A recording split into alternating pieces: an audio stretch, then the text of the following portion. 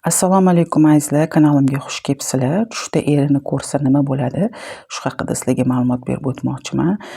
Menga keladigan savollardan ko'pincha ayollar erini tushda ko'radi. Shu haqida o'shaning uchun video tayyorladim.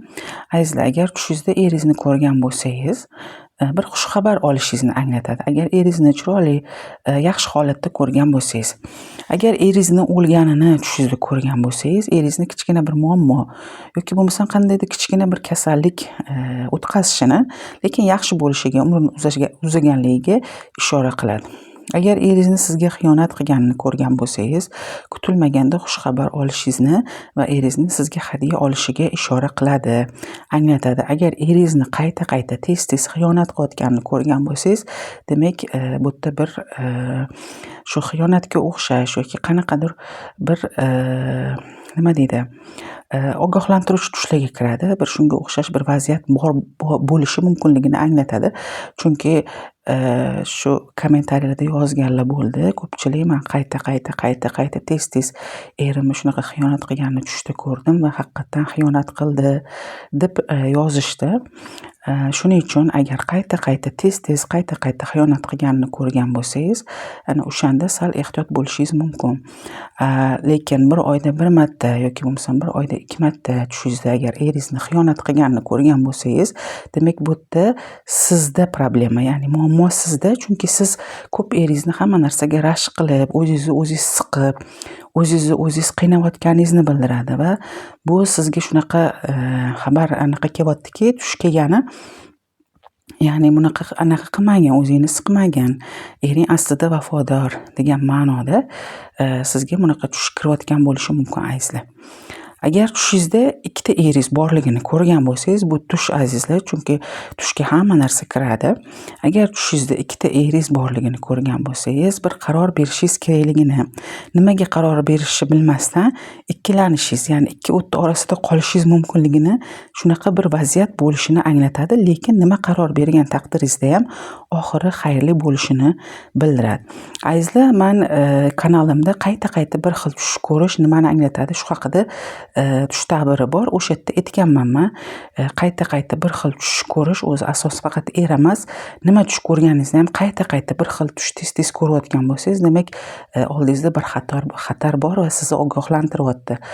U tush albatta chiqadigan tushlardan va xatarli tushlardan, ya'ni xatar borligini ogohlantiruvchi tushlarga ishora qiladi azizlar.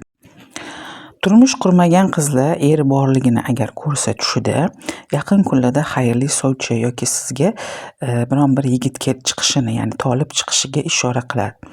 Agar tushingizda eringiz bilan birga o'tirganingizni ko'rgan bo'lsangiz, qo'lingizga ozgina pul tushishiga ishora qiladi.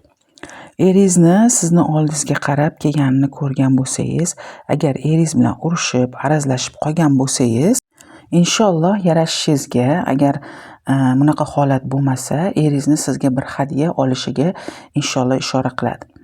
Agar eringiz sizdan uzoqlashayotganini, ya'ni sizdan oldingizdan ketayotganini ko'rgan bo'lsangiz, ba'zi masalalarda eringiz sizga so'z bergan bo'lsa, so'zida tura olmasligini, agar oranglarda sovchilik bo'lsa, ya'ni urushib arazlashib qolgan bo'lsanglar, ba'zi insonlarni gapiga kirib, sizdan yana ham uzoqlashishiga ishora. Ba'zi insonlar siz bilan eringizni orangizga sovuqchilik tushirishiga, g'iybat qilib, sizga muammo yaratishi mumkinligini ham anglatadi. Agar bunaqa tush ko'rsangiz, hushyor bo'lishingiz, oilangizni asrashingiz kerakligini, urush janjallardan uzoq turishingiz, tilingizni tiyishingiz kerakligini ishora qiladi. Ya'ni ehtiyotingizni qilasiz. Shunaqa tush ko'rganingizda iloji boricha urushmaslikka harakat qiling azizlar. Agar eringiz sizga qizil atirgul berganini ko'rgan bo'lsangiz, agar yangi kelinchak bo'lsangiz, inshaalloh homilador bo'lishingizga ishora qiladi va bu homilangizni Allohning izni bilan o'g'il bo'lishi mumkinligini anglatadi azizlar. Agar eringiz bilan jinsiy aloqa qilganingizni ko'rgan bo'lsangiz, eringiz bilan birga qilgan bir rejangiz yoki qanaqadir bir niyatinglarni inshaalloh amalga oshishini anglatadi azizlar. Hozircha bilan aloqali shu. Yana agar savolinglar bo'lsa, qanaqa tushlar to'g'risida ta'bir tayyorlashimni, video tayyorlashimni xohlayotgan bo'lsanglar, yozib qoldiringlar kommentariyalarda. Inshaalloh o'shanga qarab, Xudo xolasa yana ta'birlar bilan aloqali video tayyorlayman azizlar. Azizlar, agar yomon tush ko'rsanglar ham, yaxshi tush ko'rsanglar ham albatta sadaqa berib yuboringlar. Ozgina bo'lsa ham sadaqa chiqarib yuboringlar. Agar yomon tush ko'rgan bo'lsanglar, Allohim mana shunaqa tush ko'rdim, bu tushimdan qo'rqdim, xayrlarga chiqargin, yaxshilikka chiqargin, balo-qazolardan o'zing asragin deb niyat qilib, albatta niyat qilib sadaqa berib yuboring. Agar yaxshi tush ko'rgan bo'lsangiz, Allohim mana shunaqa yaxshi tush ko'rdim, bu tushimni ma'nosi yaxshi deb o'yladim. Shuning uchun Allohim yaxshiliklarga tezroq chiqargin deb sadaqa beringlar. Albatta niyat qilib sadaqa berib yuboringlar.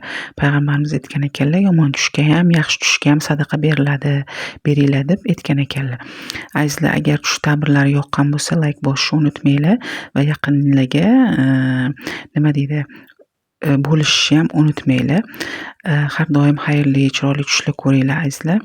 Obuna bo'lmagan bo'lsanglar, obuna bo'lishni unutmanglar. Va azizlar, agar o'zim bilan alohida aloqaga chiqmoqchi bo'lsanglar, kommentariylarda telegramimni tashlab qo'yaman, ya'ni anaqasini nikini yozib qo'yaman. Bemalol mani topib, poiskka Dilbar Dilan deb yozib, topib yozishinglar mumkin azizlar. Har doim xayrli, chiroyli tushlar ko'ringlar. Allohga omonat bo'linglar.